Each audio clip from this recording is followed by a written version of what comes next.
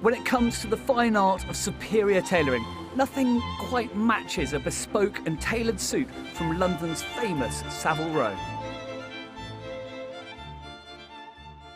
In our search for London's finest artisans, we've come here to Henry Poole, in the very heart of Savile Row.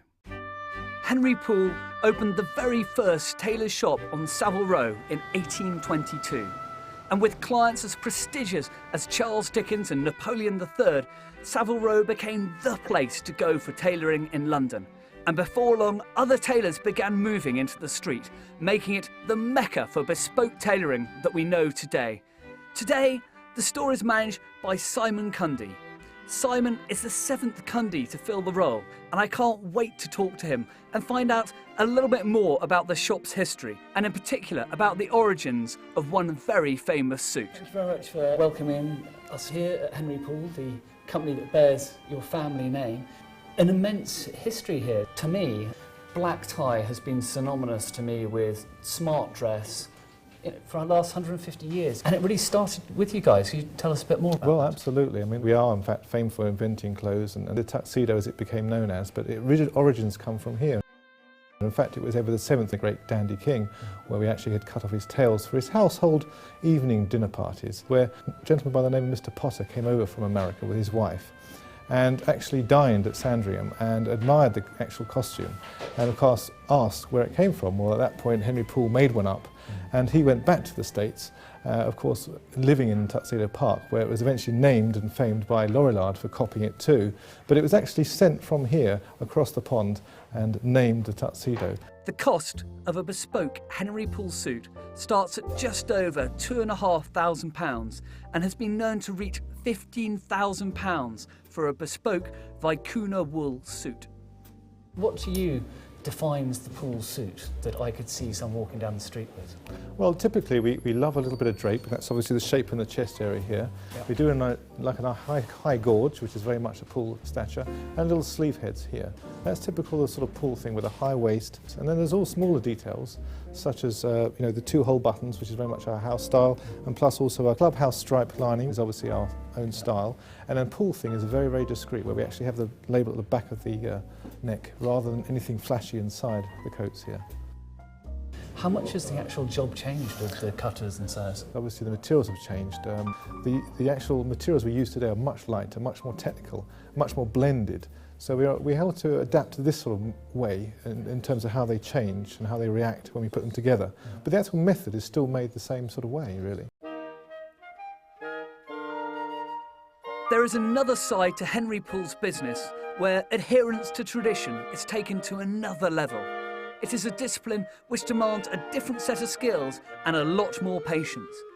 Heading up the small livery department, Keith Levitt is in charge of maintaining the many raw warrants that adorn Henry Poole's shop walls. Keith is continuing a tradition of livery making that stretches back hundreds of years. Livery, obviously very important to Henry Poole. How does it differ, the livery side, from what goes on through the doors of the more day-to-day suits? Livery tailoring and military tailoring generally is a different kind of work altogether.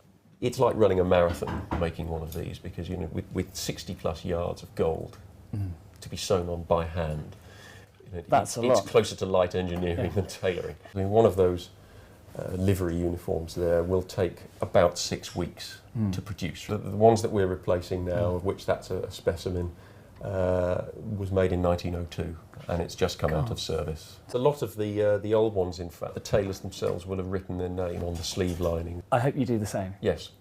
Glad to Always, hear it. yes. And hopefully in 100 years' time someone will come out and go, you know what, this one's got a few more years wearing it. With a bit of luck.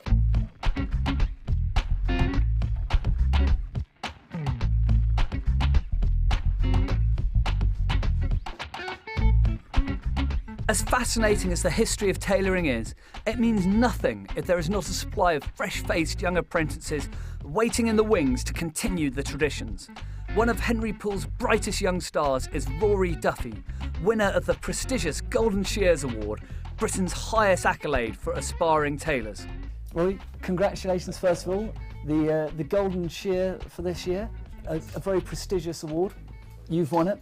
What does it mean to you? Well, it means an awful lot to me now. It's something I've aspired to since coming to London and to Savile Row, and to have one of this is fantastic. It's absolutely marvellous now. So tell me more about your mentor. My mentor was Paul Frearson, and Paul has been in the trade now for over 50 years. He has the certain qualities that you need as a mentor. There's a special bond that grows between yourself and your mentor, because you're spending 8 hours a day or 5 days a week with this one person. Everything that I do now I attribute to him. Whenever I make a coat, my coats are to look like Paul's coats, because he's the man who trained me. You know, as in that would be a Paul Frearson coat.